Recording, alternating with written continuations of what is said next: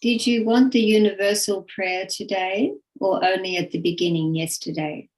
Yeah, you can go ahead with the beginning prayer and then continue this talk. O hidden life, vibrant in every atom. O hidden light, shining in every creature. O hidden love, embracing all in oneness. May each who feels himself as one with thee know he is therefore one with every other.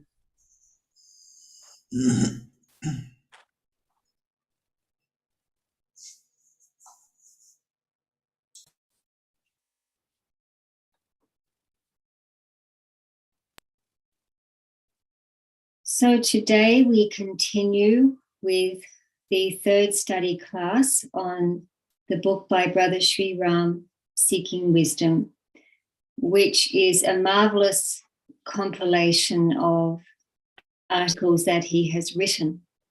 Today we are going to begin by considering chapter 3, which is called Freedom from Opposites. Have you ever thought that we are in many ways like a pendulum? You know, a clock has a pendulum which swings from side to side. We may even go from one extreme to another more often than we imagine. We come across this kind of idea in the Bhagavad Gita and also in Buddhist teachings, to give two examples. The title of this chapter suggests that we are very much chained or even imprisoned by the polar nature of life, and that we need to be free from this. When this subject is examined more closely, it is indeed a big task. I'm just going to bring up the slides now.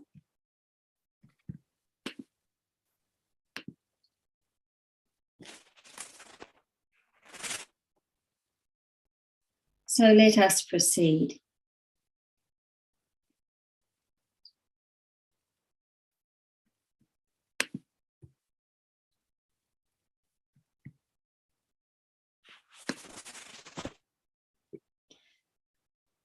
We begin the chapter with this term, the middle path, which is used in Buddhist teachings. But firstly, I thought that we could consider what is a path in a general sense by just giving it a bit of attention for a moment. So generally speaking, a path can be thought of as a way of navigating from one place to another, from A to B. A path provides direction. It's a way which leads us onwards, and something upon which we walk, upon which we move. And so there's a process involved in even walking on a physical path. But let's think about the idea of the path in the spiritual sense of the word. We often talk about the spiritual path. We can think about this as a blueprint for living a meaningful and selfless life, as the way which has been forged by humanity's elders, by those who have gone before us, by those who may give us very deep inspiration. And also we can think of this path in a spiritual sense as a sacred direction, which requires commitment and constant attention. Otherwise, it does not have so much meaning. So the concept of a path or even a road will be very familiar to Theosophists. There is that famous passage which has been variously attributed to Dr. Annie Besant and H.P. Blavatsky. And it'll be well known to many of you. It says, "There is a road steep and thorny, beset with perils of every kind, but yet a road, and it leads to the very heart of the universe. That is a wonderful and profound passage. It inspires us because it mentions that there is a way to our true home, but it warns that it is far from easy. Perils of every kind, tests and trials, so there will be challenges. But it does lead to that heart of the universe, which is becomes almost like a pole star, a guiding light to someone who is really committed to this spiritual path or to finding their way to this path. Miss Mary Anderson, who was at one time the vice president of the Theosophical Society, talked about there being many paths which lead to the spiritual path itself. I think that was an interesting way of describing it. Extending this whole idea a little bit further, the path refers to the journey within for every human being as we seek to discover who we are in the universe. Or we can think of this as seeking to discover our true self, seeking to discover Atma. So it's this sense of a real intentional journey. So returning to the text then in relation to the middle path, what does the middle path or way refer to? We can think of it as something which avoids extremes, which therefore requires a degree of difficulty and self-discipline. It requires balance and it requires mindful choices. And the Buddhist attitude to life is indeed one of balance, treading this middle way between all opposites. Brother SRIRAM wrote that this middle path avoids the excesses of asceticism and self-mortification on the one hand, and lustful or pleasure-seeking indulgence on the other. So we see there's this sense of drawing ourselves in from extremes and finding a point of equilibrium more and more. This is one pair of opposites out of many, the extremes of asceticism and pleasure-seeking. There are others. At any rate, the middle path involves avoiding all extremes, including dogmatism, fanaticism, intolerance, things like that. Buddhist Christmas Humphreys was both a theosophist and a very notable Buddhist. He was a judge at the famous Old Bailey, a court in London, known as the gentle judge because he was a very gentle kind of man, very much influenced, among other things, by Buddhism. He wrote that 1,000,000 pairs of opposites divide our interest every moment of the working day, or the waking day, 1,000,000 pairs of opposites. And this is quite interesting when we think about it. For example, what are some opposites that might divide us every day? Well, perhaps the sense of being happy or unhappy. It might be that we're calm at one moment, but become agitated at another moment. Being ethical or unethical. We have choices all the time, and if sometimes they call for an ethical response. So we need to sometimes look at our motive for going down a certain road in terms of a choice.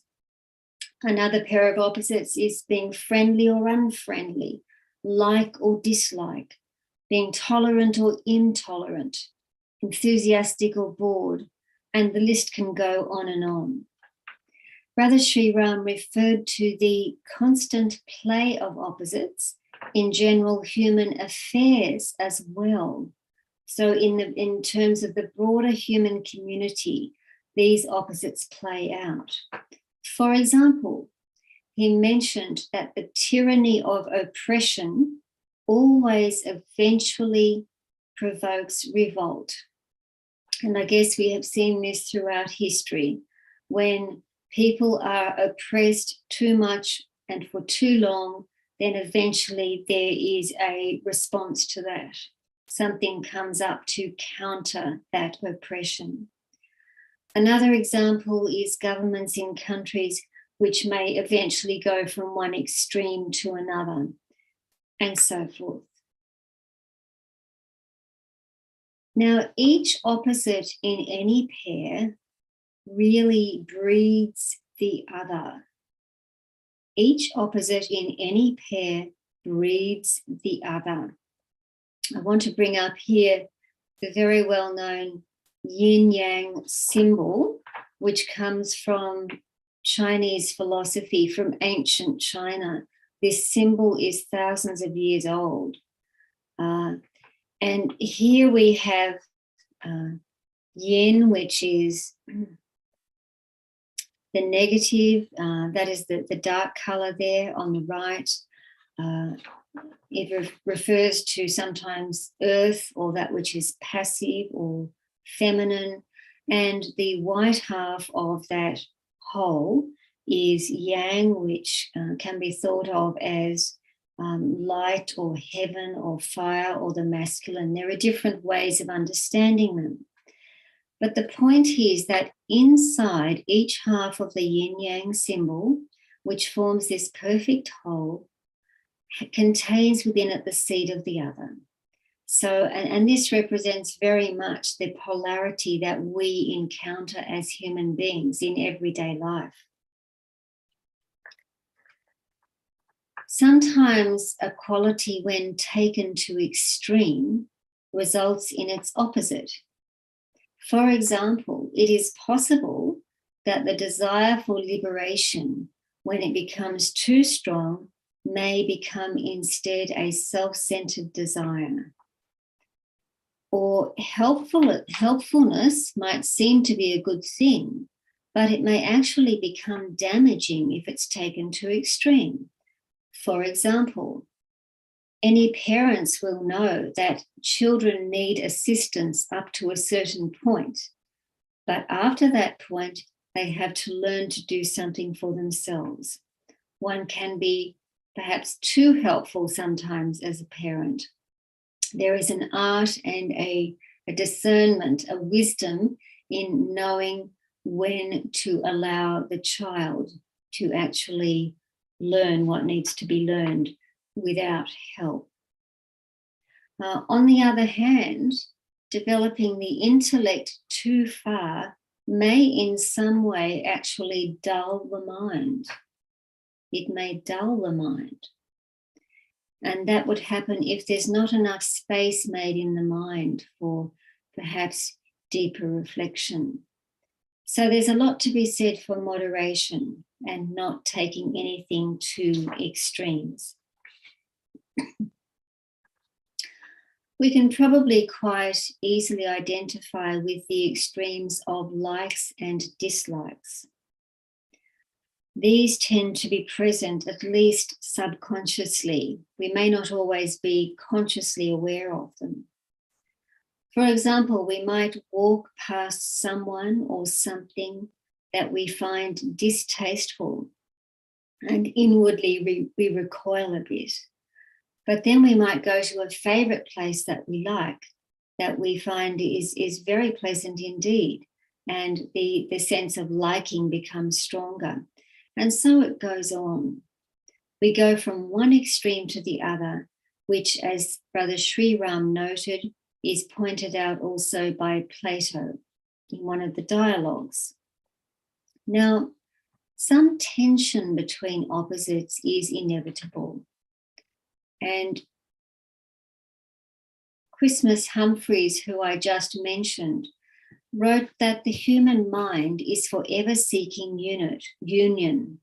It will not find it in either opposite, nor in both, nor in compromise. There is a higher third, which makes a triangle with any pair, yet it is not between them on the same plane. No problem, he said, is in fact solved on its own plane. Only when consciousness is raised to a higher level does tension fade.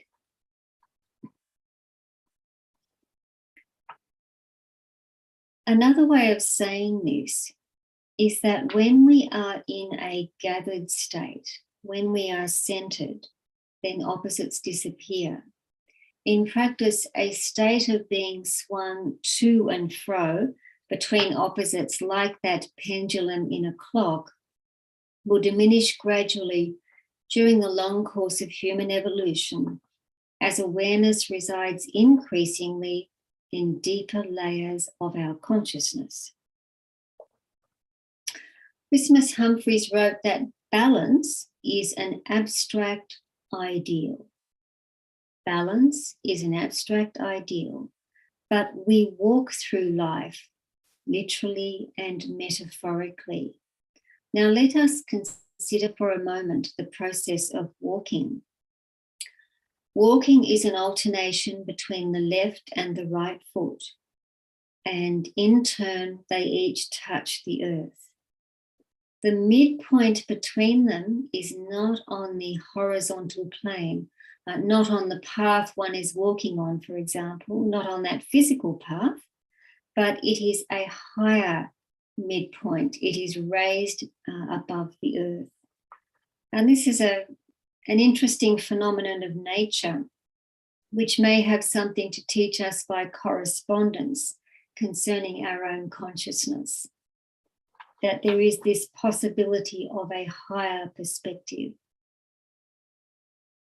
So a question may be asked, how do we transcend the pull of opposites? Well, Brother SRIRAM mentioned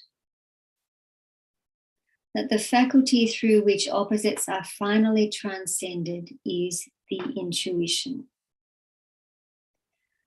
And that is the instrument for awareness of prajna or wisdom also. The path is Buddha's middle way.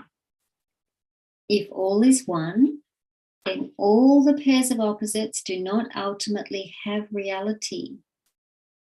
It's an interesting thought that all these opposites that we experience every day do not in fact have reality if all is one. The ideal middle way, wrote Christmas Humphreys, contains that non-existent moment between past and future, which is now. And there is something to be said for endeavouring to live now in this moment as far as possible.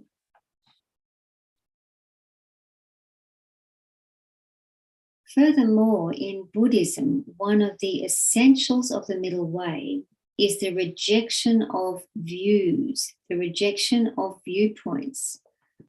This is not easy, is it really? Because we all tend to have different viewpoints about things. We can easily judge things and we come to our own conclusions.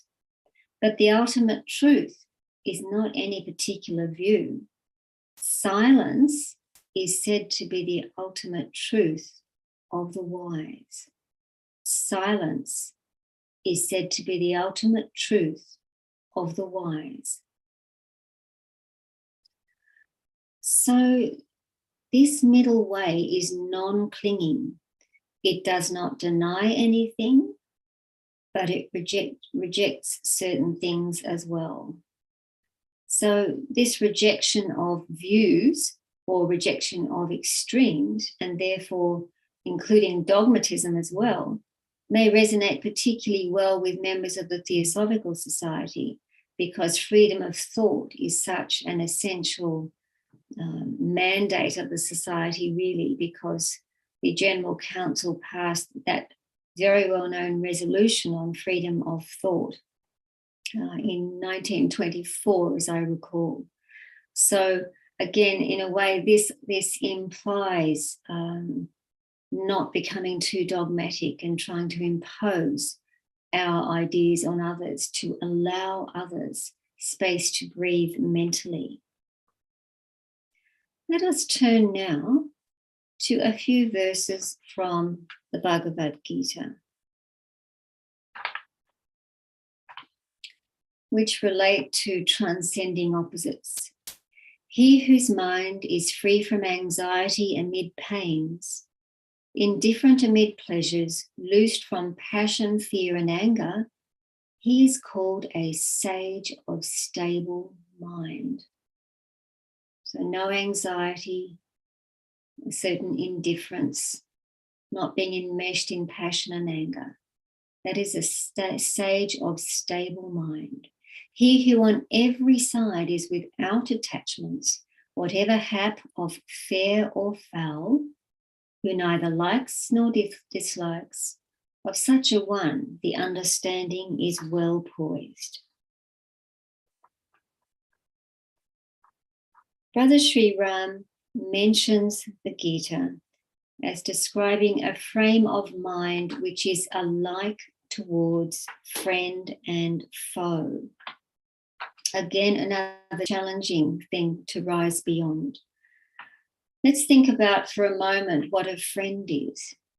A friend is perhaps a person with whom we have a sense of mutual affection. A foe, on the other hand, is regarded as perhaps somebody who is against us. There might be a sense of having an enemy, of wanting to harm another or thinking thoughts of ill will towards them. So that would be the foe. So an equal state of mind towards friend and foe is probably remarkably rare.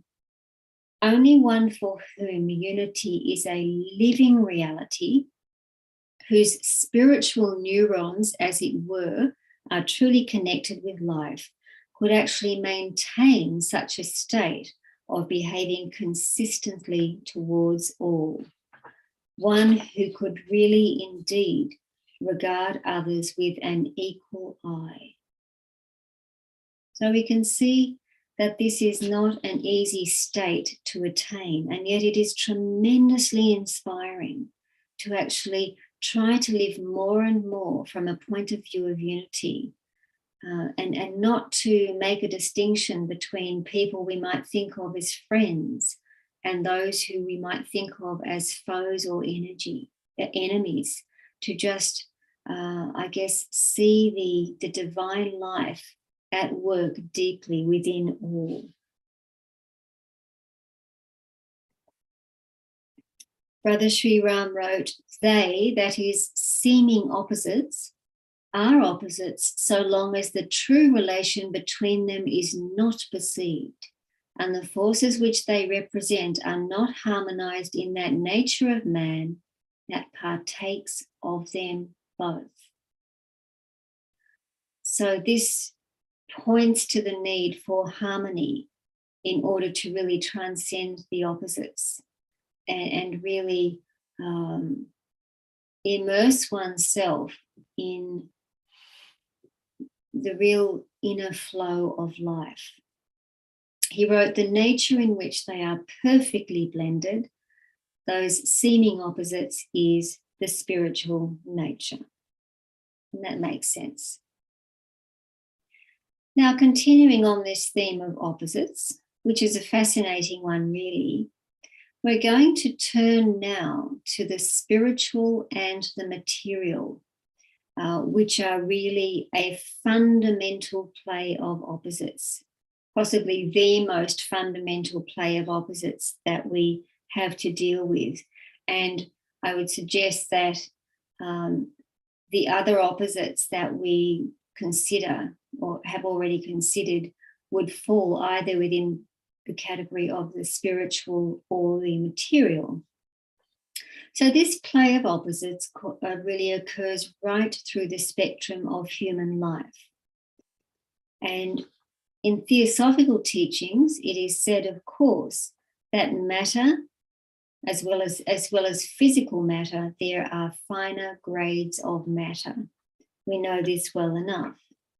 The predominance of physical matter is exaggerated today in what we might call the major secular religion of our time, and that is materialism, the prominence of physical matter. Materialism is not a new presence on the planet, though. And of course, one major reason for the foundation of the Theosophical Society was to help counteract the materialism of the 19th century, the scientific materialism of that time. And therefore, what we may ask is materialism itself. Well, a dictionary can be a very useful thing to consult. And here is a slide showing a few different aspects of materialism. Firstly, a tendency to prefer material possessions and physical comfort over spiritual values. Philosophically, materialism is the opinion that nothing exists except for matter and its movements and modifications. And matter in this source refers to physical substance. So it's just this opinion that there is only physical matter, there is no other kind of matter. And a second way of understanding materialism from the point of view of philosophy is the doctrine that consciousness and will are wholly due to material agency. In other words, consciousness comes into being as a product of physical forms. In terms of art, materialism is a tendency to lay stress on the material aspect of objects, and one would assume this would be at the expense of the intrinsic nature of those objects, their real intrinsic or aesthetic value, not their physical value in terms of rupees or dollars or whatever. Now, given the extent of materialism in the world today, the differences between the two poles of materialism and spirituality are particularly important to understand at this time. So it really behoves us to pay attention to materialism and what it's all about, and the extent to which we immerse ourselves in materialism. We live in this material world, we have to function in it, but how far does it actually dominate our lives and in the process cause the spiritual aspect of our nature to become less? I would suggest that if we can consciously allow more time for simplicity, for consideration for others, and an appreciation for the intrinsic value of life, not what its monetary value is. If we can allow these things to flourish within us, then the world would be a much better place for that. So much for materialism. Let's now turn to the spiritual and ask the question, what is spirituality? One way of thinking about it is experiencing a quality of the essence of life which runs through all things. Or we can think of spirituality as a real innate longing within us for a deeper dimension, for perhaps deeper experience, or an orientation which helps us to think and act from depth. Many people act and react very superficially in life, but it takes a different kind of presence of within our consciousness to orientate us in such a way that we start to think and act more from depth.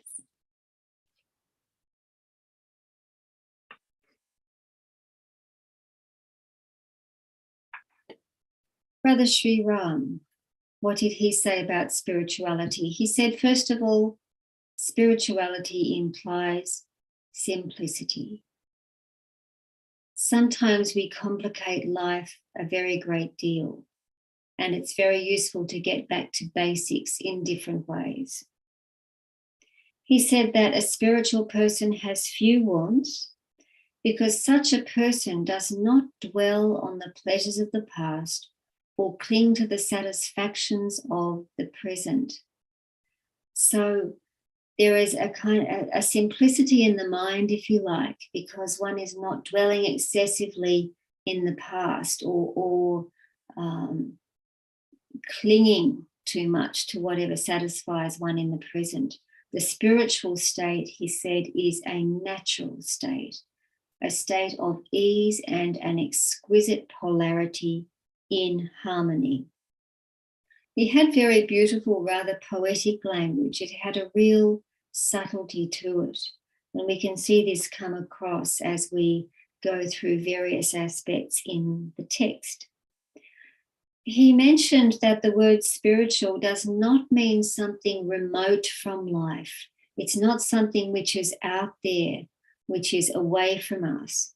But he said it's something which exists absolutely, without shrinking or fleeing from anything that comes its way. That which is spiritual maintains its freedom and balance. And one can know what the spiritual is only by the qualities it manifests. So let us think about that last statement for a moment. What specific types of qualities might be manifested in one who is spiritual? We might think of someone in the Theosophical Society, for example, or a religious figure, or someone we have encountered somehow in this life who we regard as spiritual. What types of qualities are manifested? Well, we can think about, for example, humility, being responsive rather than reactive, serenity, concern for the whole, humanitarianism. Qualities like this, I think, really start to suggest that an individual is truly spiritual. Brother SRIRAM also talked about an extreme sensitiveness. One who is spiritual has the higher or inner vehicles functioning more freely through the lower ones, and there is a deep sensitivity towards life. So let's now consider sensitivity. It's interesting following these threads of connection between different aspects of this chapter. So what does sensitivity imply? Well, an intelligence which responds immediately to the slightest touch, said Brother SRIRAM, which responds immediately to the slightest touch. So it's very, very aware, very alert. He said sensitivity involved a vulnerable mind and heart with no resistance and non-reactivity, a very difficult kind of thing to sustain, really, to be vulnerable in mind and heart and very open and not to be resistant, but also not to react. And he wrote a very profound comment, which I've often dwelt upon, and that was that the consciousness of a yogi, that is one who has attained union, enfolds everything and mixes with nothing. So perhaps this is a way of understanding a bit about a vulnerable mind and heart with no resistance and yet non-reactivity at the same time, enfolding everything somehow, but mixing with nothing. Quite an extraordinary thing to contemplate. He mentioned J. Krishnamurti, who spoke of a nature of mind and heart which is vulnerable, which is non-resistant.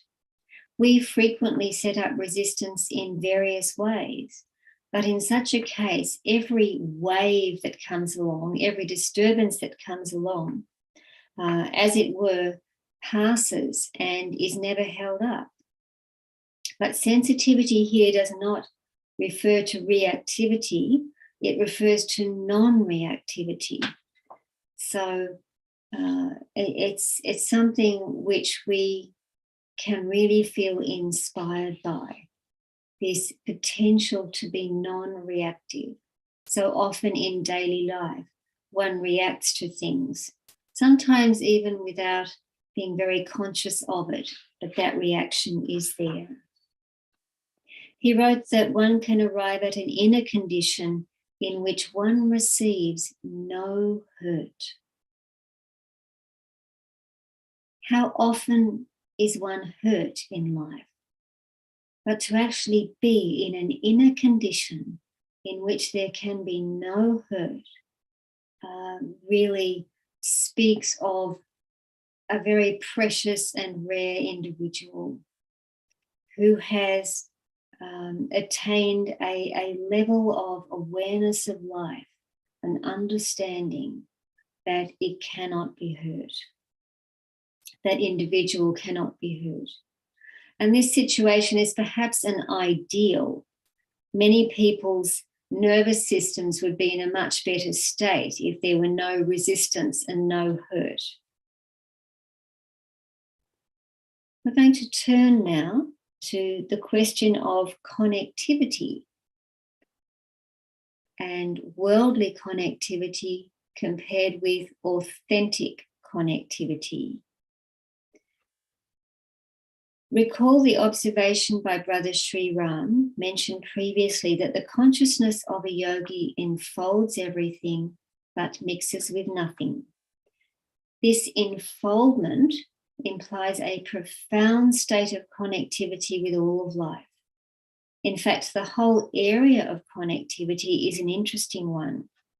Our most fundamental desire to be connected is reflected very much in world affairs today. An Australian professor emeritus, David Tacey, who is a public intellectual and an authority on psychoanalysis and spirituality as well, has spoken at a number of conventions of the Australian section in the past. He has been engaged very much in an academic field of spirituality studies, an area which has emerged out of the interactions of religious studies and theology, depth psychology, sociology, philosophy and education theory. Now, he has had something to say about connectivity, which is quite interesting. He talked about our mechanical connectivity with each other through satellites, telephones, computers, and so forth, technological devices. And they're very much concerned about connecting people and connecting information, as well as connecting us with each other. But he also made an interesting comment. He said, connectivity is the #1 industry in the world today, but that it is a poor substitute for that authentic connectivity that binds us to the universe itself. He said, no mechanical device can give us that deep spiritual connectivity, which is the province of the soul and which comes about as a result of the unique journey into life's silent heart. Probably most of us would have known moments of deep peace which defy description and which produce a great equanimity or equality of spirit, which SRIRAM speaks about in this chapter.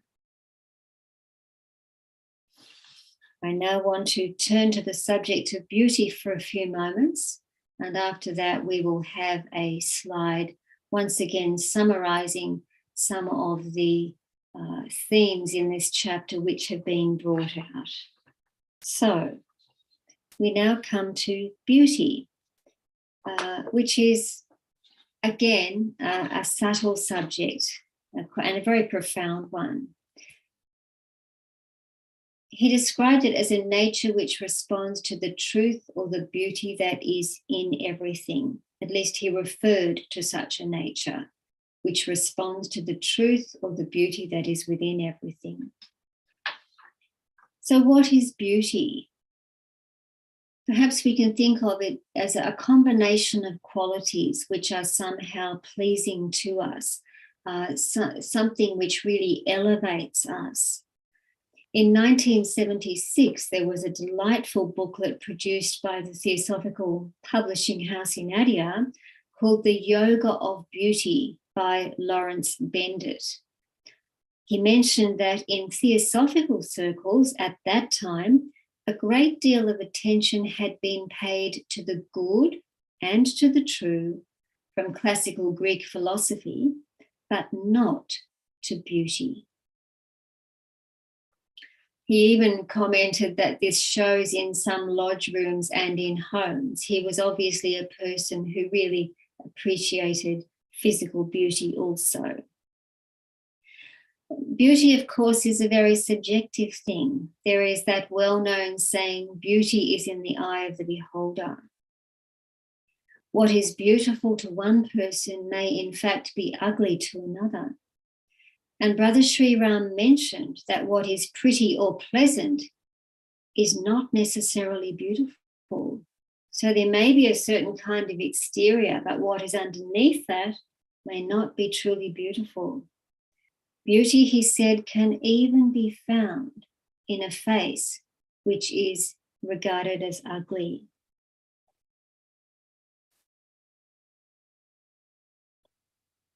What makes a thing beautiful is difficult to define, except indirectly through its effect on the beholder.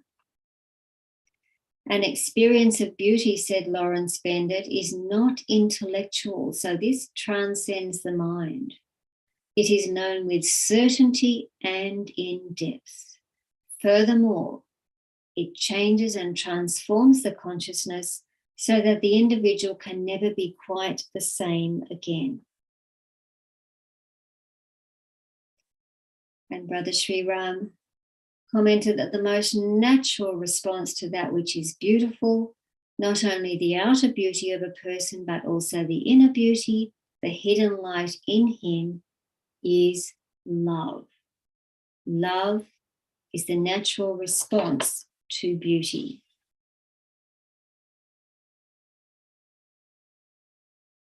There is one more brief concept that I'd like to mention as we draw this to a conclusion, and that is the negation of the self.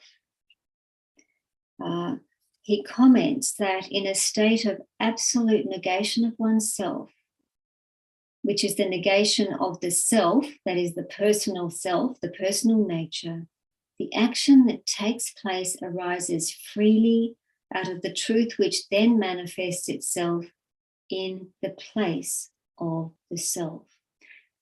Perhaps we can say that it's only when we push ourselves aside to a moment and just become more purely conscious, then truth will manifest itself. But we often get in the way of our own perception of reality so often. And he said it was from out of that state of negation that a positive energy arises, the energy of the one self in Indian philosophical thought. This one self is alone without a second, unsullied, unaffected, and not subject to division or conflict. It is therefore ever free from the imbalance of opposites. So we go to a summary now of some of the main points that I've highlighted today in this chapter on freedom from opposites. We talked about the path, what a path is in a general sense, what a path is in the spiritual sense. We considered for a while a middle path or way, and pairs of opposites transcending pairs of opposites. And the fact that we have to deal with these opposites, so-called opposites within our nature on a daily basis. They are there all the time. but the question is to be in harmony with them and to reach more a point of equilibrium rather than being swayed from one pole to another. We considered the spiritual and the material as one most fundamental pair of so-called opposites which we are dealing with in life. We talked a little about sensitivity, about connectivity, and the difference between ordinary mechanical connectivity in the world, which helps to connect us as humans, and which is also a wonderful thing. It enables a meeting like this to take place as well.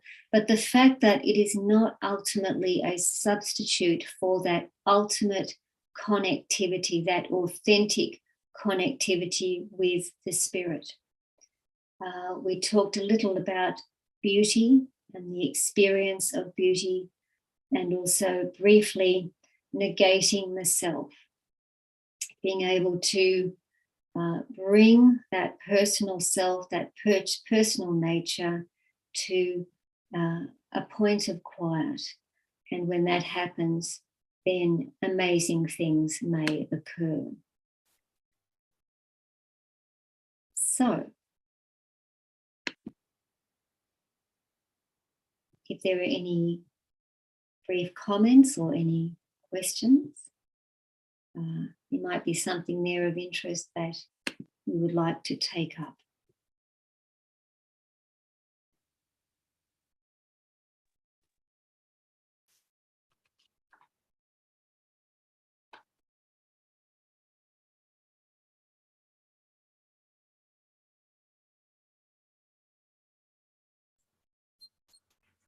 Thank you, Sister Linda. And this is a very well explained deliberation, so I don't think we need to discuss further on this. But yes, if people have any specific query pertaining to the subject, they might write something on the chat and we will read it out. Or if you want them to raise the question, voice the question, you may choose to do so. Would you wish to hear them out? I'm happy to. That's quite all right if somebody wants to ask a question. Okay. So since I don't see any questions on the chart, any specific query somebody has to ask, ma'am, can voice it. Otherwise, we will move to the next part of it.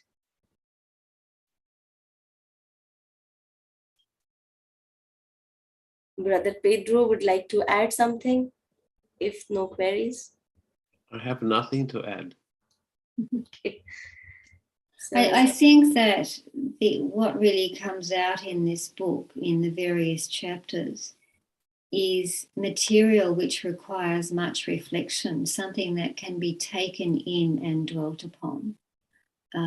He was very much a philosopher, really, and he had a very gentle, contemplative approach, I think, which comes across in so many of his writings. There's also the lovely little thoughts for aspirants and the wonderful aphorisms from his writings, which can be meditated on quite deeply. But he really had a level of profoundness, which was quite extraordinary, a real understanding of life. And one could imagine that he was really like that yogi whose consciousness enfolds everything and mixes with nothing. I don't remember the precise details, although Pedro will be able to remember better than me. But there was one incident described when somebody got very angry at SRIRAM. I believe it was one morning. And that afternoon, the time came to write out some checks for some I think, workers on the Adyar compound. Is that correct, Pedro? Yes.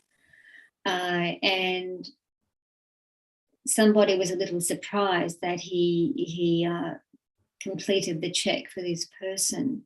But it appeared he didn't even remember what had been said. So it was as though he just didn't react. Whatever it was went completely through him, and it didn't stay with him. He wasn't irritated. He didn't want to retaliate. There was nothing like that. He just did what needed to be done in relation to this person. And one can surmise that he had a profound experience of the unity of life and the very deep connection of all human beings. And it's almost as though sometimes a different kind of sight is required in order to really see the divine in another human being.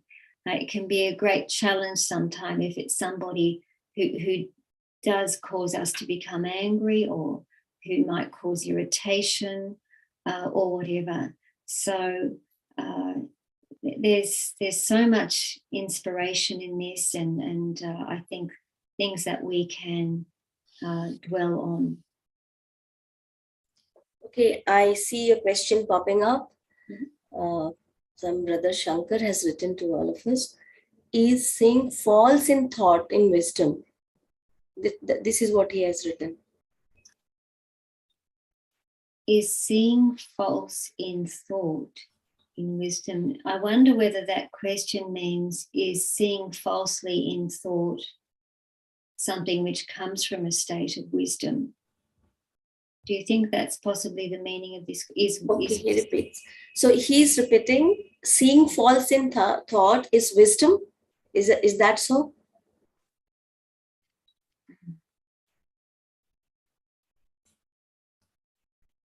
Right, right. Yeah. If one sees falsely in thought, I'm presuming this means if we see something incorrectly, not as it is, and we think incorrectly about something or by somebody, I don't believe that this is an expression of wisdom, because wisdom is, one can describe it in different ways. It's difficult really to put words on it, but we can think of it as a blend of heart with the highest aspect of mind. And if that blending is there, then the mind will record accurately when it's in that state at that moment. It will not see falsely.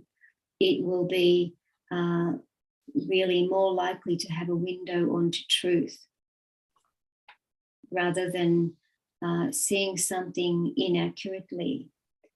And often people exaggerate in everyday life when they are talking about something, about some event that has happened or whatever. And that exaggeration is also false. And I think in that moment, one is not living in wisdom.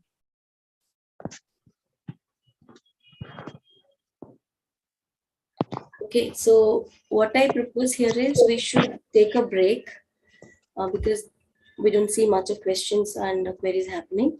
And then we will come to the part 2, if you allow me to do that. Okay, so what I'm going to do is I'm going to share the screen, and we will once again watch the part 2 of the... Somebody raise a hand. Raise her hand. Kim. Yeah, so maybe Kim, you could please put it here, or you may speak up. Yeah, I have a question. I really resonated when you were talking about not, choosing, or not choosing, either choosing to not have a reaction, or you don't even have a reaction anymore. A rejection of viewpoints. And it's something that I'm really working on at the moment and finding quite difficult. I know I'm making progress, but the pull, the draw to want to have my opinion, my viewpoint, my perspective is so strong. I'm right, you're wrong, whatever. Just any thoughts, any advice on, because I obviously I have my own, practices for making positive change, but just really interested in any of your thoughts, because I know it's something that I know I want to do it, and yet there's a lot of resistance to actually doing it. Yeah. I think it's very, well, two words come to mind, and that is attention to what we are doing and what we are thinking, to try to be attentive as often as we can during the day, because the fact is that our attention wanders frequently, and it is very easy for the mind to go somewhere else when we should be in this moment. Attention is very important, but I think also some patience with ourselves, because what we are talking about really, if we take into account the teaching of reincarnation, which is certainly something that many people find very logical. If we take that into account, then what we're trying to do by becoming even non-reactive is perhaps to undo the condition of many lifetimes. So we do need to be patient with ourselves, even have a little bit of a sense of humour sometimes, be able to laugh at ourselves and then pick ourselves up and then try again. Thanks. Yeah, because I'm very aware. I'm just aware of all my responses. Maybe not all, but a significant amount of my responses and reactions. It's just that I'm noticing that I still have the reaction. Yes. Sometimes I don't, but sometimes, and it's particular things. And for me, it tends to be there's an anger response, which is the impatience, intolerance sort of family of responses. Yeah. And I know that I really want to change that. So yeah, yes, I know I need to be more patient with myself, and yes, sense of humor. I totally agree. I would also suggest just one more thing. If not taking up the practice of meditation, formal meditation, at least time for quiet reflection, because it needs to be, I think, reinforced by some regular daily practices that help to really bring the mind more to a point of attention and more stillness. That will help enormously. Thank you. Thank you. Over time. Thank you, sister, once again for answering this to all of us, not to just Kim. And let me move ahead with the presentation. We had seen part of it on last session, and then we will come back to our discussions.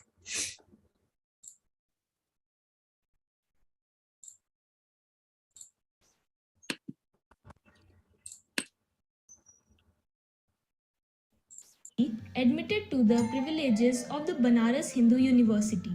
It was established in 1954 by Dr. Rohit Mehta, who was inspired by Dr. Annie Besant and went on to found this college for women education with the motto Education as Service. The college is run by Besant Education Fellowship and situated in the compound of the Theosophical Society at Kamacha, Varanasi. The renovated hostel in the campus is named after him as Rohit Mehta Bhavan. Annie Besant School, run by Besant Education Fellowship, was founded in 1952 as Shishu Vihar. In 2005, Shishu Vihar and Annie Besant Primary School were merged and renamed as Annie Besant School. It was upgraded in 2015. Now, the students from class prep to class 8 are getting value-based education in a beautiful ambience. The headquarter main building has the office of the President, Indian section and workstation of the staff. There is a meeting hall where members and delegates attend seminars, lectures and significant functions of the TS. This is a picture of Federation secretaries assembled for a meeting.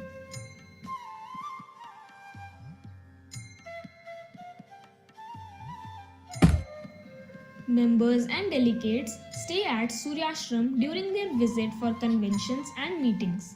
The infrastructure is well maintained by the administration of Indian section for ensuring that the basic hygiene and ambience is maintained during their stay in the campus.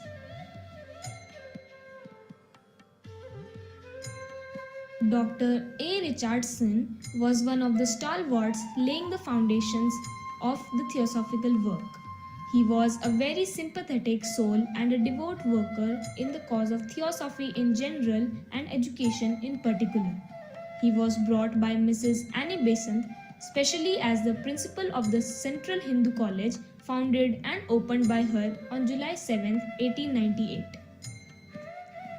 The Richardson House inside the Indian Section headquarters reminds all who visit the campus of the selfless and learned workers at the caliber of Dr. Richardson and many more.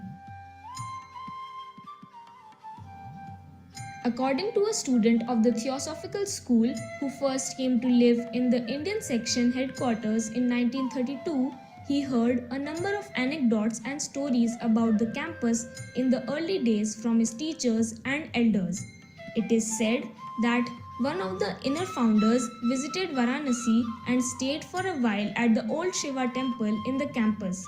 He bathed in the adjoining water tank, whose parapets are still intact, and drew drinking water from a well nearby, which still exists, though not noticed by many. He tied his horse to a tree which has not been identified. There is a bilwa tree at the temple whose fruits are exceptionally delicious. Saplings from it are available in the TS nursery at Adyar. Mrs. Besant had the temple renovated. Later, the tank was filled up and 2 tennis courts were made. In late 30s, it was given shape of an amphitheatre. The same was renovated and was inaugurated during the 144th International Convention held in the Indian Section campus.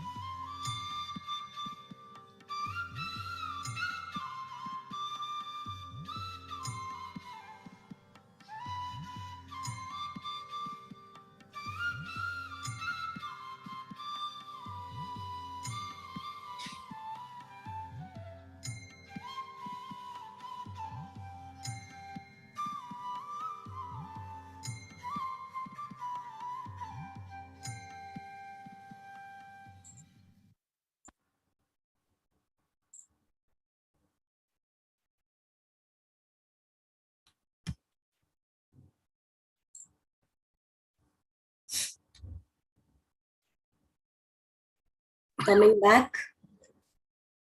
So I hope you had a brief view of Banaras campus.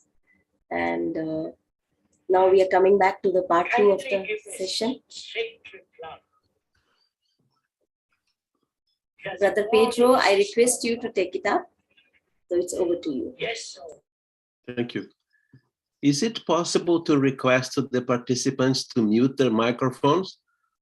One hears some domestic noises, some kitchen music, sometimes some baby songs.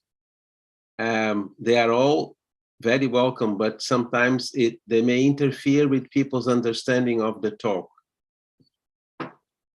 So, good morning to everyone. We will continue the study of the book Seeking Wisdom by Brother SRIRAM, now in chapter 4, which has as its title, The Beauty of Virtue. And I would like to start not with the book, but with a very famous quotation from Madame Blavatsky in her book, Practical Occultism. It was not originally a book, it was a collection of articles which was made into a booklet for the use of students of Theosophy, and it became a classic over the past 140 years. And in this article, which originally appeared in the in the journal Lucifer, which she started in London. She says that it's easy to become a theosophist. You can judge for yourself if there is some irony involved in this or not. She said, any person of average intellectual capacities and a leaning toward the metaphysical of pure and selfish life, who finds more joy in helping his neighbor than in receiving help himself, one who is ever ready to sacrifice his own pleasures for the sake of other people, and who loves truth, goodness, and wisdom for their own sake, not for the benefit they may confer, is a theosophist. So we can appreciate it in our own understanding, if this is the benchmark of what a theosophy is, if our lives are being guided by such precepts. But then she continues and she says, but it is quite another matter to put oneself upon the path which leads to the knowledge of what is good to do, as to the right discrimination of good and evil, a path which also leads a man or a woman to that power through which he can do the good he desires, often without even apparently lifting a finger. Naturally, she is referring to the path of occultism. So the prerequisites for a theosophical life are given in the first paragraph, which involve altruism, a desire to study metaphysics, and to love truth, goodness, and wisdom for their own sake, and this constant willingness to help. These are the prerequisites for a theosophist, which Brother SRIRAM, one would say, exemplified in his life. But then Madame Blavatsky says that there is a different dimension of this path, which leads to the knowledge of what is good to do. And this is a very important principle that pervades all the core teachings of the ancient wisdom from time immemorial. An abiding interest and devotion to what is good, to what is true, to what is beautiful. I believe the Sanskrit words are Satyam, Shivam, Sundaram. And they were also a great influence in the Platonic philosophy. So this commitment to goodness is very important on this path. And Madame Blavatsky suggested that if there is no such a commitment, eventually I apologize for the noise because my neighbors are renovating their house. I hope you can still hearing me. If a person is not committed to goodness at a fundamental level, eventually a time will come when that person will be tested and may not survive the test, survive spiritually, and then may have to wait for another opportunity that karma may give him or her. And then she says that in this path, the path of occultism, there is this right discrimination of good and evil. From a theosophical point of view, evil is not a mysterious thing. It is not something that should be speculated upon or mystified. The essential theosophical view about evil was given in the Mahatma letters to AP Synod as that there is no independent source of evil in nature. The only source of evil lies in the human mind made vile by selfishness. And in the writings of SRIRAM, this is emphasized again and again. And in his wisdom, he identified the source of evil, so to speak, as selfishness. And he, perhaps more than many other authors, he investigated the nature of selfishness in us. Where does selfishness originate? Why self-centeredness is so strong? Why is it difficult for us to let it go? And why does it return again and again? So this is just a little preliminary comment. And if we were in a theosophical camp and we were meeting together, we could examine this question in depth. What is virtue? Is virtue conformity to a code? You know, certain religious traditions say that if you don't conform to a code, you are in breach of virtue, as if virtue was a norm that was established by a few group of people who consider themselves a spiritual authority. This is happening right now, even today, in certain countries in the Middle East. So one of the first statements that Mr. SRIRAM made that we can consider is this. In ancient Greek thought, they regarded justice, temperance, courage, and prudence as the cardinal virtues. Cardinal means very important, not only for the individual, but for society as a whole. So justice is very important. Without justice, society collapses.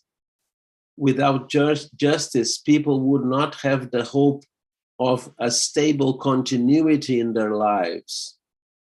Temperance is equally important. In another Mahatma letter, it says that exaggeration in food, drinking, and sensual relations are part of life, but exaggeration in them generates diseases, crises, problems, and suffering. So in the 19th century, a society was formed to address, for example, the vice of alcoholism, which has destroyed so many families over the centuries. There are individuals that just can't help it. They indulge in the habit of over drinking. I'm not talking not necessarily about social drinking, but over drinking. They spend their month's salary on that sometimes. That leads them to gambling. In a number of countries, gambling has become a very serious social problem. It disrupts the lives of so many families. Courage is another important virtue. We can't expect courage to come from outside of us, of ourselves. We have to find courage inside of ourselves. One of the Mahatmas who inspired the foundation of the society declared in one of the letters the virtues or the qualities that he expected from any one of his chelas or disciples. And they are silence, discretion, and courage. They may be related to different aspects of our higher nature that we still need to develop, but courage is there. It's very easy to become identified with failure or with defeat. Dr. Bezan has suggested, for example, that failure is in the very nature of the universe. You know, actually, it was Madame Blavatsky who said that when the universe was being formed, the very first attempted planets were failures. And so the universal nature gradually got it right, so to speak. But failure is this, it's part of life. And the voice of the silence has a very profound line and hopeful line for every aspirant or student. It says, every failure becomes a step in the ladder. So if you understand why you failed, then you can move on. You don't stay stuck in that failure. And then prudence, the capacity to exercise discernment. There are occasions in which it's prudent to say something, but there are other occasions which is prudent not to say anything.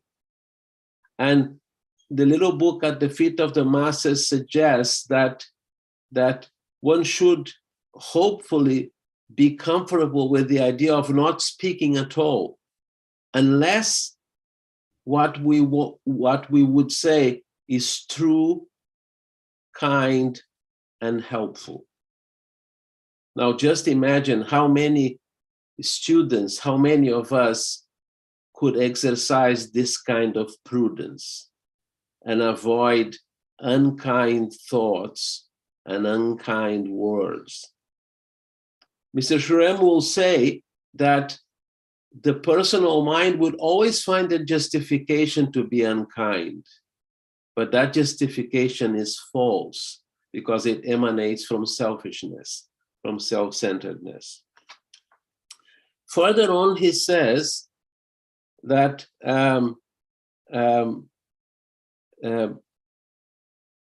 these words, they exhibit the right quality and indispensable as a basis for individual conduct and society. He's talking about using the right words in different circumstances.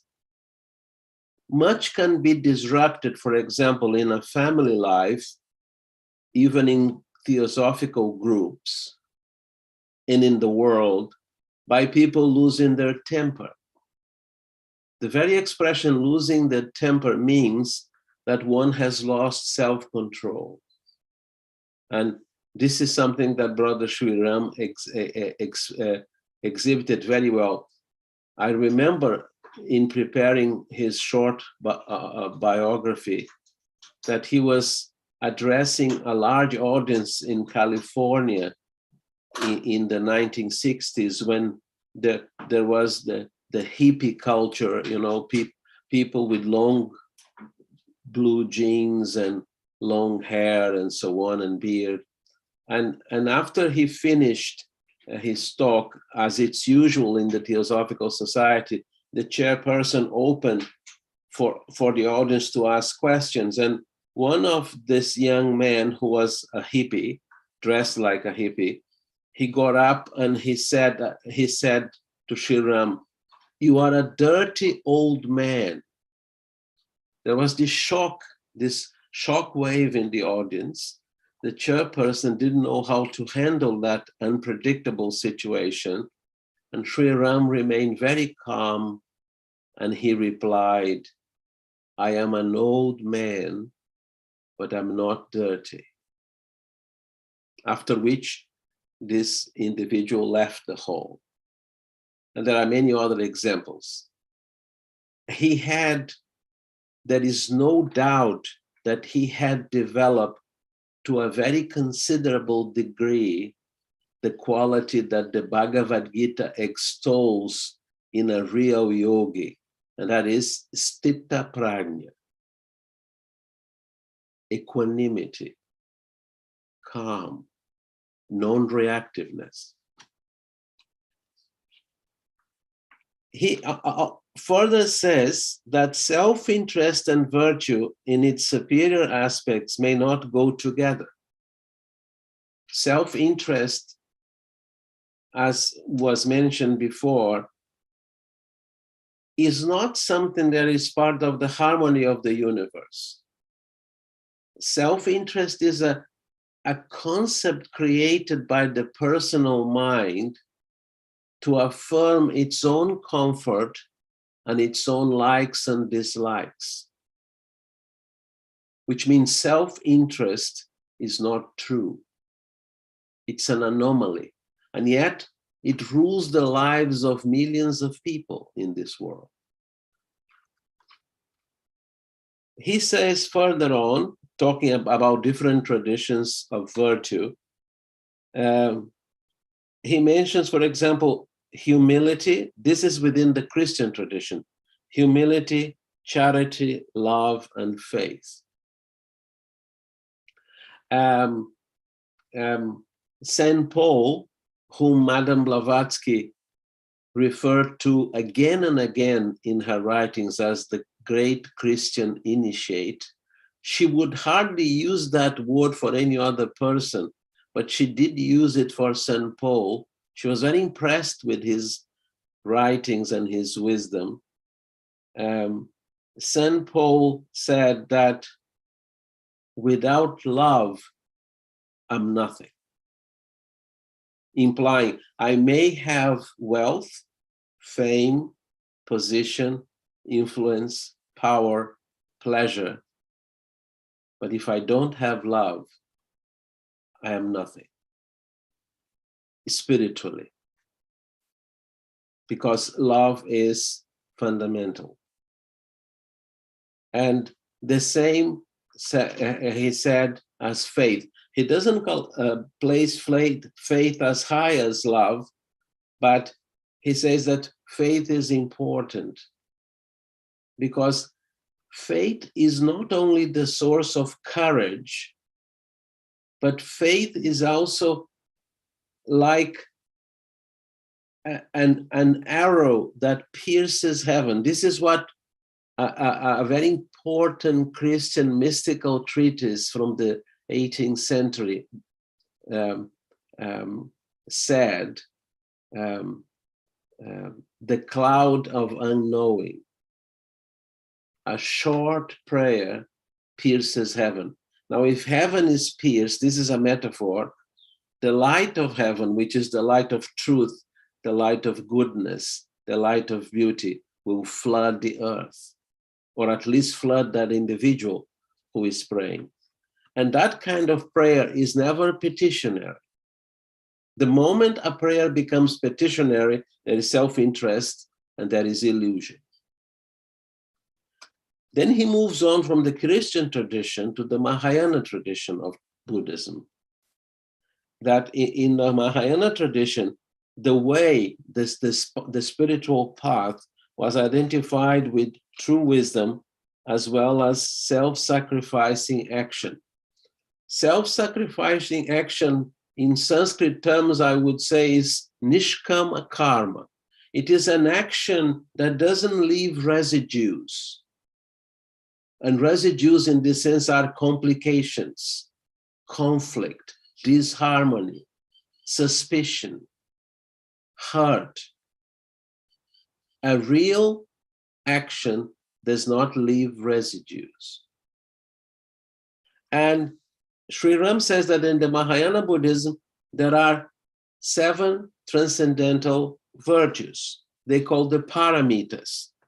Why they call the paramitas? Madame Blavatsky explained that.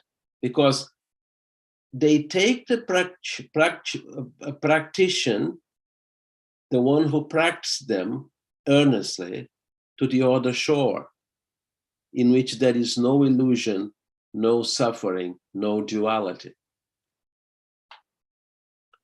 And this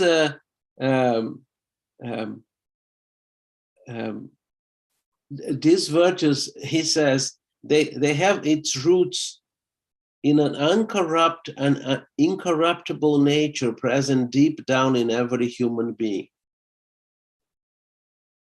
One of the great American theosophists from the 20th century was Virginia Hansen. Some of you may have read her books. One of them is Master and Man. She was a great student of the Mahatma letters.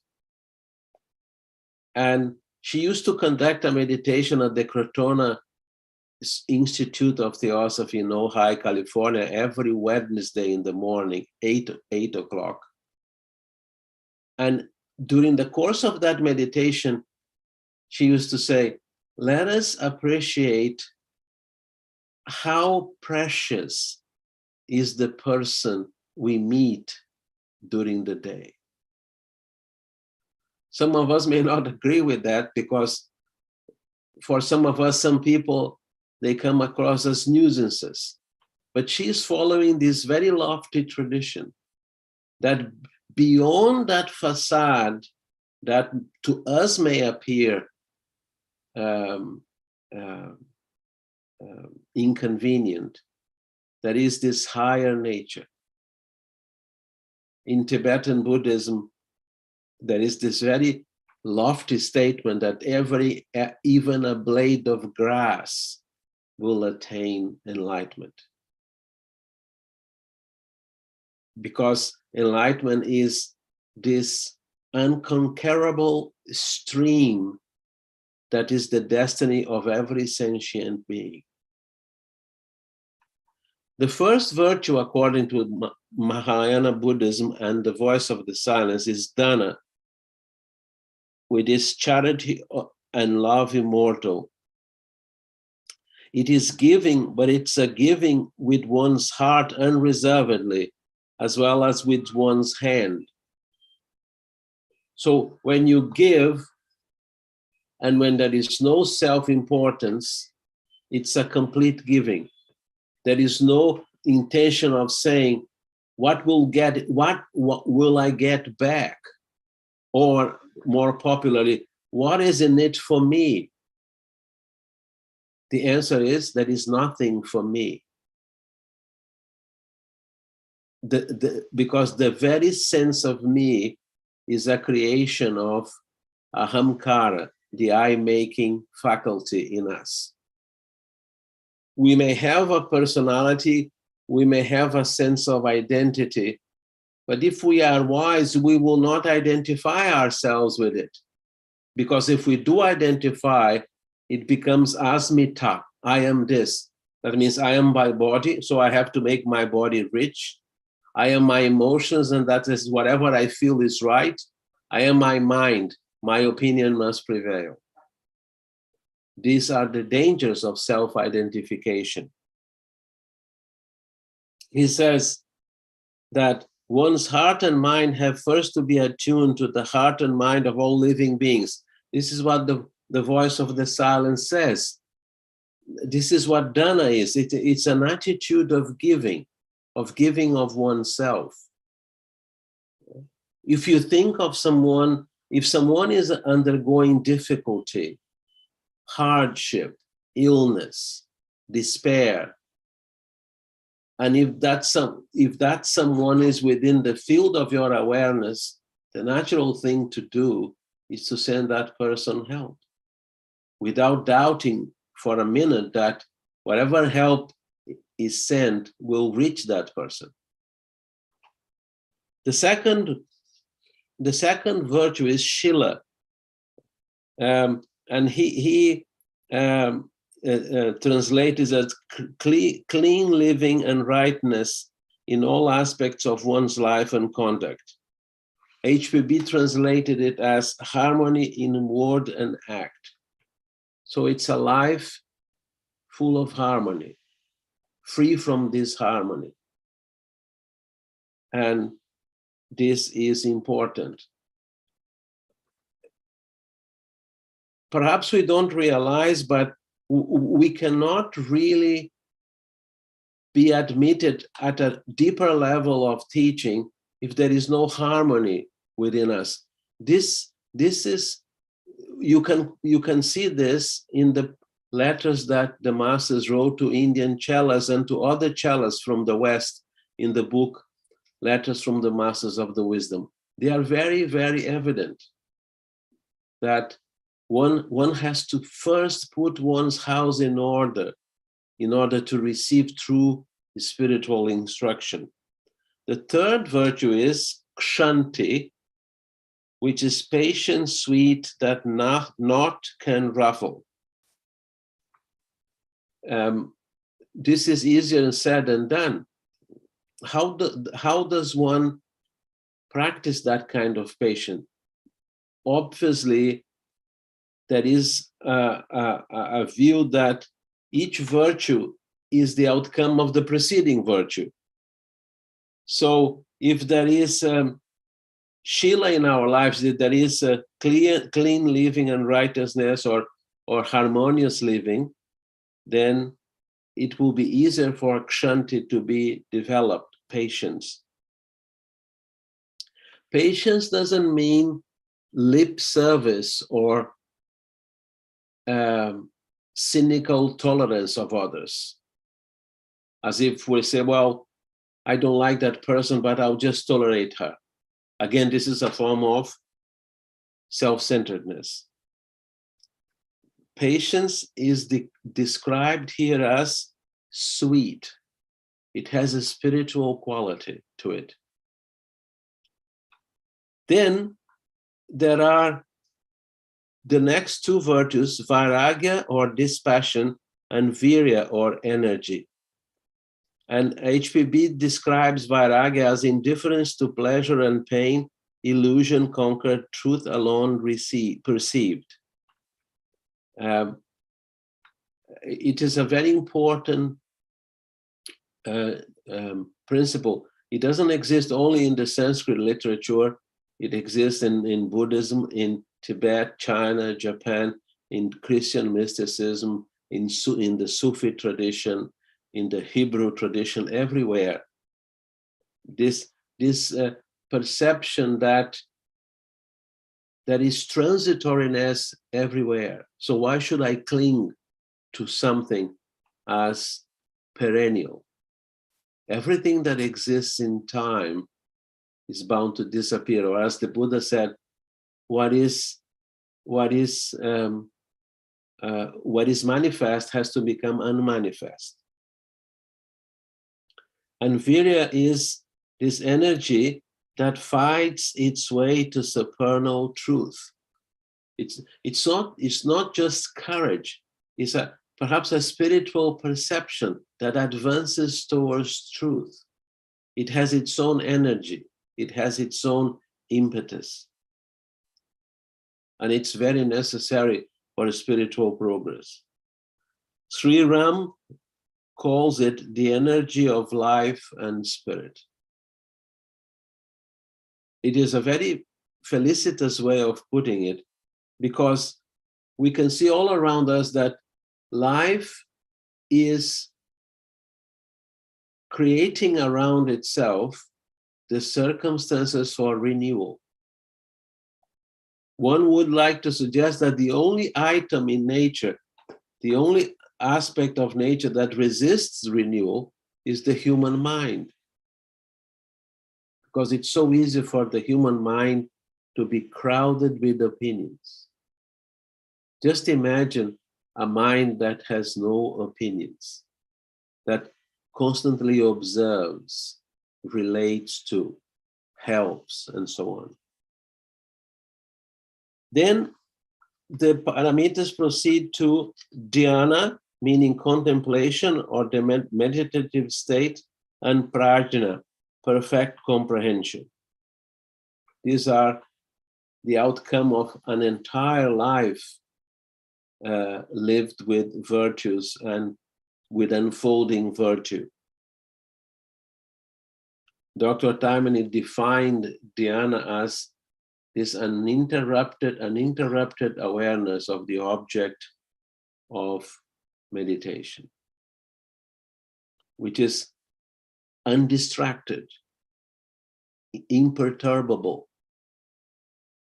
And prajna is this completeness. It is this,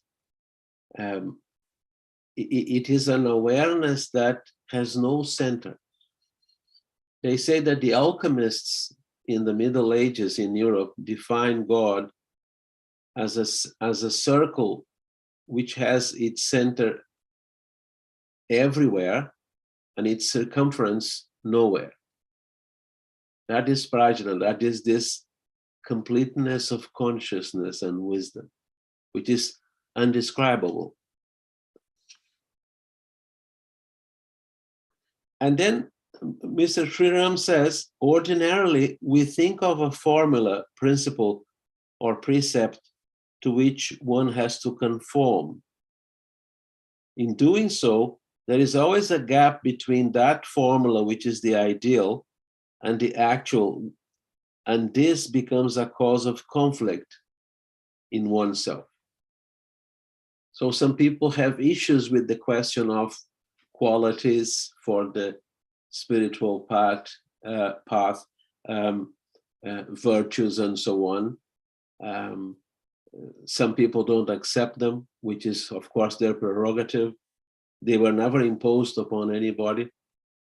But this conflict exists because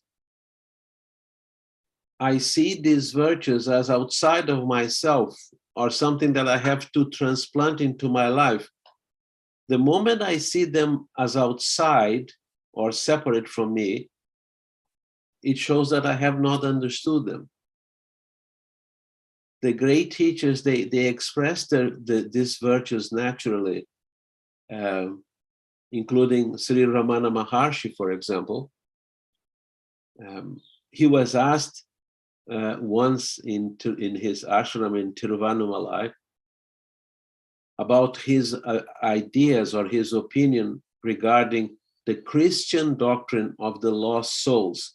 In ancient Christian theology, people either go to heaven or go to hell. Subsequently, they instituted a purgatory as an intermediate level. So if you reach the purgatory, you would still have a chance to go to heaven. But if you didn't, then you go to hell. And if you go to hell, you become a lost soul. There is no way back. You are condemned for ages. And they asked him, Sri Ramana Maharshi, what are your views on this? And he said, what is there to be lost? The Atman is never lost. So there is that dimension in us that can never be lost. We may get lost for a while. I was in Madras when the very holy Shankaracharya of Puri passed away, Sri Chandrasekhara Mahaswamigal. And the newspapers presented some of his teachings and verses. And one of them was, self-knowledge is the longest journey to the nearest place. Our destination is within us. That is the real destination. But we get lost along the way, mostly because of the activities of the personal mind.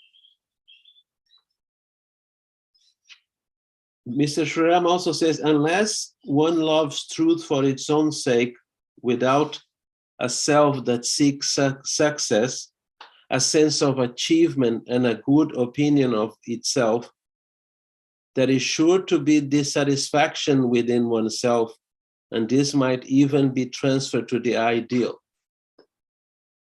I had a teacher at the military school in Brazil, and who was a pious man, and he wanted his son to be admitted in the military academy in Brazil. The boy studied very hard, but didn't make it. And he told me personally, said, I had prayed to God for so long for my son to pass this exam. And now that he has failed, I have broken relations with God. Of course, after some time, he realized how foolish this attitude was. But this is what the personal mind does. Whatever doesn't satisfy it, it becomes a source of enmity. And this is, it's a very important to understand this personal mind is very important because it can consume an entire incarnation. And the least we see, when we least see, the incarnation is almost over, or the energy to inquire, the energy to find out is not there. So self-centeredness and self-importance do not pay. SRIRAM says, virtue can be regarded as a spontaneous and free expression of a pure basic nature or being that exists in every human being, a nature that is uncorrupt and in fact incorruptible. Again, St. Paul said the same thing. He actually said that the spiritual resurrection is the discovery of the incorruptible nature within us, that not even death can take away. From that point of view, death doesn't mean anything. It happens. It is just a phenomenon, but it doesn't change who we are. There is nothing to be afraid of. One of the outstanding theosophists that lived in the US, he was Dutch by birth. He was a personal friend of Mrs. Dora Koons, who was a trained clairvoyant, and he was a medical doctor. And after he retired from his practice, he gave voluntary work to people in palliative care. People in palliative care means there is no hope for them. Their illness is incurable. They are there waiting their time to die.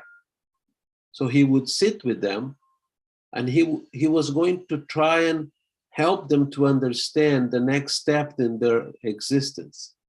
And he said many of them resented, they reacted, they didn't want to listen to him.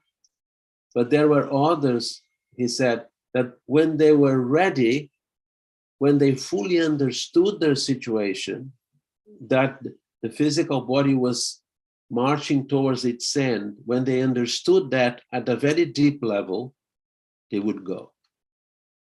They were free.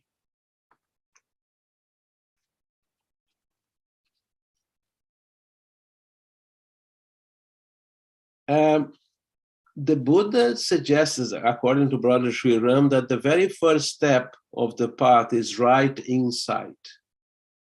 It's not right belief, as some people translate, but right insight, insight about the human condition. And perhaps this is what students of the ancient wisdom should privilege as well in their lives.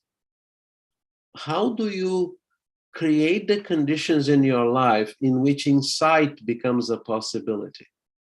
Not belief, not opinion, but insight. Mr. SRIRAM explains, it is insight into oneself, the way one is affected by all things around one, and responds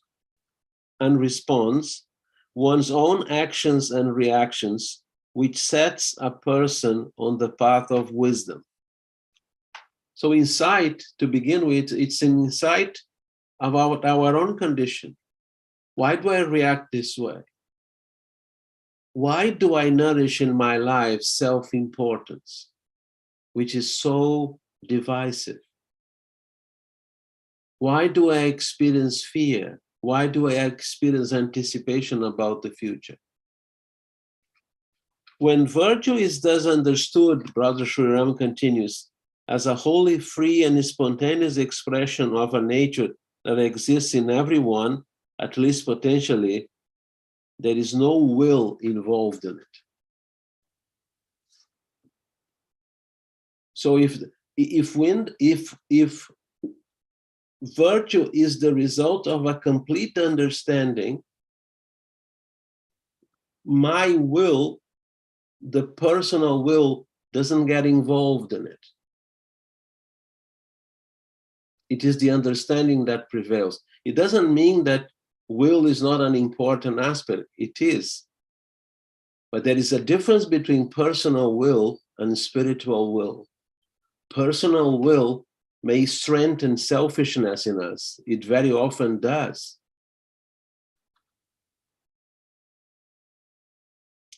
Will comes in only when one's action has to be directed according to a certain concept or image. And this will arises from one's own conditioning and inclinations. It's not free will in the real sense.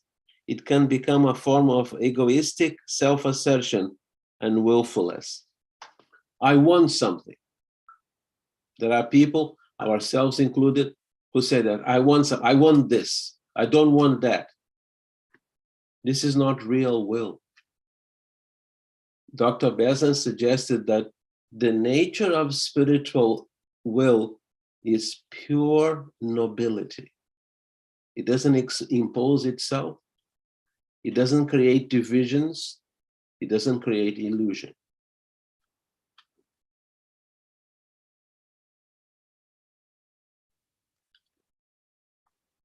Just to conclude,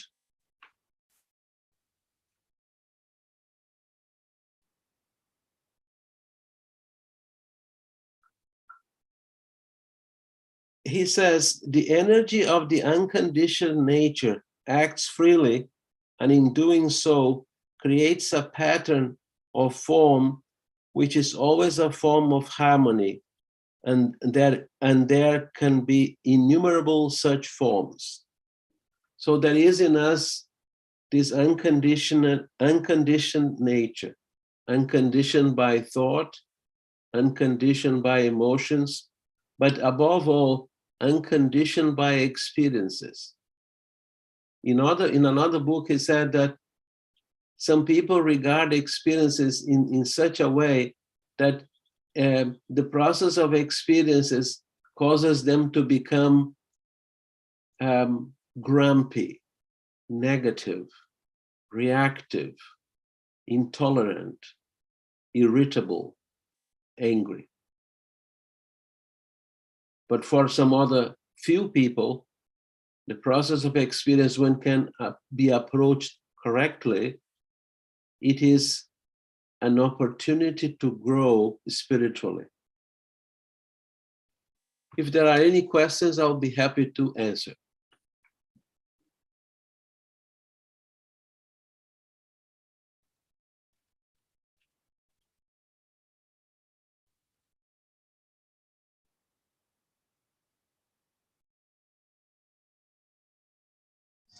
SUVRALINA.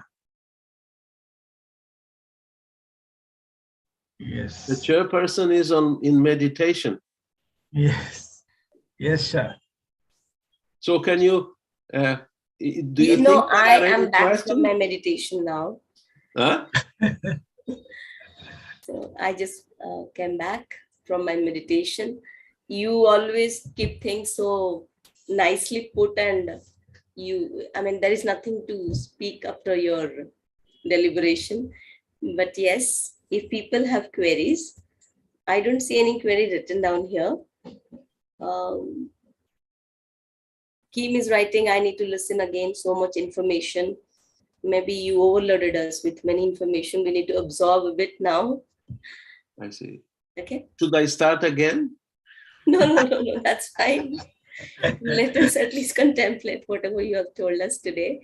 And if anyone has any query, specifically what Brother Pedro explained, pertaining to that, you may please ask or put it on the chat. We will read it out.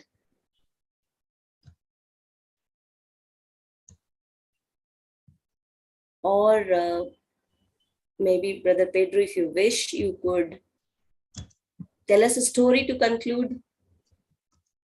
That's a request. Okay. Sir, can I ask a question? Can I ask a question, sir? Someone, yes, of course. Yes. This is the forum. Yep. The materialistic body, what we consider the lower triad, unless we prepare it to be move towards the positiveness, it is not possible to spiritualize the body, why we consider the lower triad as a negative? Unless we develop it into a proper position, we are unable to move to the spiritual world. Then why it is considered as a negative in most of the cases?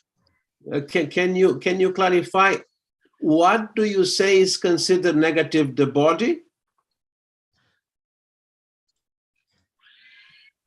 No, it has been the development of the physical body, the lower triad, is an essential feature to take us to the next spiritual level. Then why we consider this lower triad as a negative actions? Well, the literature does not consider, it's actually the lower quaternary and the higher triad, Atma, Buddhi, Manas. The literature does not consider the personality or the body or the emotions or the mind as negative. They are part of our full septenary constitution. They are part of who we are. But in books like the one that we are considering, the problem arises when this sense of self-importance and self-centeredness becomes too strong. For example, the sense of self-centeredness, when applied to the body, will cause people to buy more and more clothes, more and more comfort, fastest cars, more money, everything that has relation to the physical body. If the source of importance is in the emotions, people will be overcome by them, like Dr. Besant said. There will be many conflicts, emotional conflicts with others. If the focus is on the personal mind, there is this sense of, again, self-importance or pride. How do you say in Hindi the word pride? It's garv, Abhiman, ahnkar, abhiman. Huh? Abhiman. Abhiman. Yes, it's a very serious matter. When a person is overcome by pride, that person stops paying attention, both to himself or herself and to others. It's a source of many problems. So there is nothing negative in our constitution. It is when the personal mind, kama manas, is overcome by all these negative qualities that the problems arise. Shall I tell you a story? Okay, Yes, sir. we would look forward to, please. Yes. Dr. Besant, in 1916, she bought a newspaper in Madras and she renamed it New India. And that was the center of her political activity in India for the home rule work for India. She wanted Brother SRIRAM to be her assistant editor. He wrote very well and he was a very knowledgeable person.